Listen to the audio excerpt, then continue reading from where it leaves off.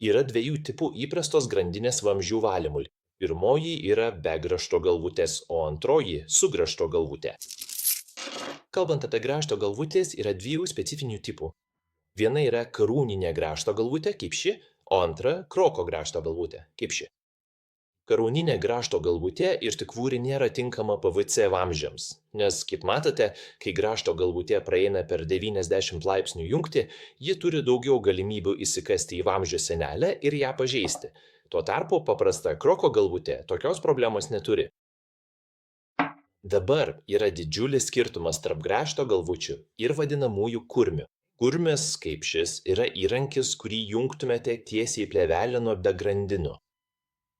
Šis įrankis būtų naudojamas kietoms kliūtims šalinti. Vis dėlto, žinoma, galite naudoti ir abiejų deriną. Visada galite naudoti kurmį priekyje, o gale grandinės, grandinę be grąžto galvutės ir, žinoma, čia turiu keletą šepečių.